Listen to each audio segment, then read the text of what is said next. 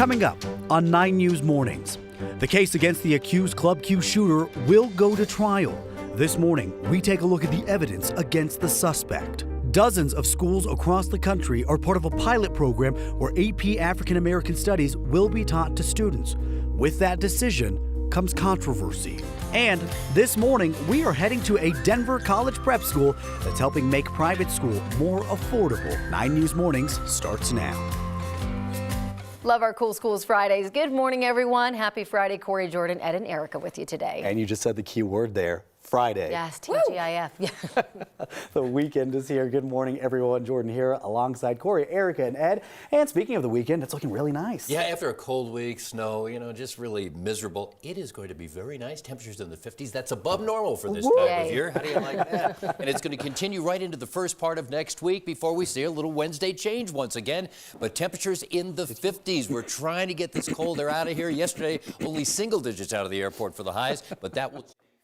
Temperatures 1 degree. We finally found a degree to put on the old thermometer there, and we do have snow in the high country, but that will dissipate as the day goes on. Clouds, however, stick around into the Denver area and most of the state right on into tomorrow. So as we take a look, mostly cloudy skies, not as cold, 38 degrees today. Still below normal, but better than yesterday's high. Mostly cloudy overnight, 17 will be the low. Then tomorrow, mostly cloudy, kind of that hazy sunshine. Look at the high, though, 55 degrees. Sunday looks like more the same at 54. Will be 51 on Monday, 53 on Tuesday, and then by Wednesday, here comes that little change, cooler weather and a chance for some snow.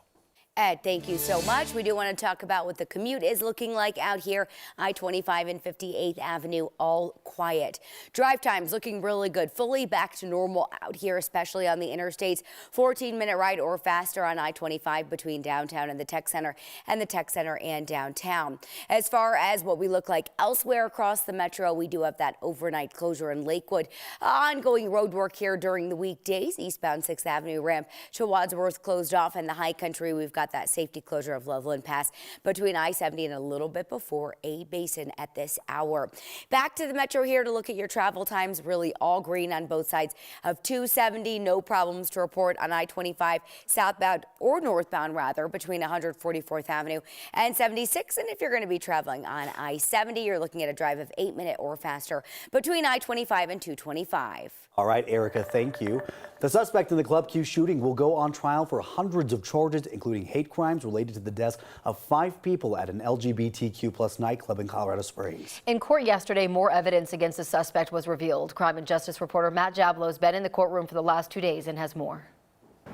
During the 2-day hearing, prosecutors presented evidence that the suspect had a history of using racist and anti-LGBTQ language. They say the suspect ran a neo-Nazi website. Police say they found a rainbow target with apparent bullet holes in the suspect's apartment. They also shared pictures of the suspect's hat with a cell phone attached to it, saying the suspect planned to live stream the shooting. Detectives said they found a rough sketch of Club Q during a search of the suspect's apartment after the deadly attack. In addition, detectives said the suspect was a customer at Club Q at least 6 times, the last time just a few weeks before the shooting. Pictures presented as evidence showed the accused gunman in Club Q. Prosecutors also presented a note that they said the accused gunman wrote that read, "How long must I wait for you to rid me of this hate?" Meanwhile, defense lawyers painted a picture of the suspect as a troubled young person who suffers from serious mental health problems, including severe PTSD, the result of being a victim of sexual abuse. The suspect's arraignment has been scheduled for May 30th. That's when the suspect will formally enter a plea to the charges. Until then, the suspect will be held without bond at the El Paso County Jail. We are learning more about those hoax calls that caused a really big panic at more than a dozen schools across Colorado earlier this week. We should warn you, these calls include the sound of gunshots and a reminder there was no real threat and nobody was hurt. Durango La Plata Communication Center. Hello, I'm about to go in Durango High School. I have an AR-15 and 5 bombs with me. I'm gonna shoot every kid I see in that school. I'm walking in now. Can you just talk to me for a second? So that's the call that came into Durango. A call into Canyon City followed a similar script and also mentioned pipe bombs. A former FBI agent says the caller's digital footprint is probably massive. Investigators will have to start with call data in Colorado and trace it back through an untold number of IP addresses. The deputy who killed an unarmed man in an after-school pickup line got an award for getting hurt in the process. Pueblo County Deputy Charles McWhorter pulled a man from his family's car and shot him at point-blank range. The district attorney's office in Pueblo County said McWhorter hurt his nose, a finger, his lower back, and his knee in the seconds-long scuffle before he shot Michael Ward 3 times in the chest. McWhorter got a Purple Heart from the sheriff's office for his injuries that day. The sheriff's office is facing a federal lawsuit now over the shooting. McWhorter claimed Michael Ward went for his gun. The DA in Pueblo County cleared McWhorter and another deputy of any wrongdoing. People in mountain towns are fed up with problems getting their mail. Communities from Buena Vista to Summit County to Steamboat have complained about really long delays.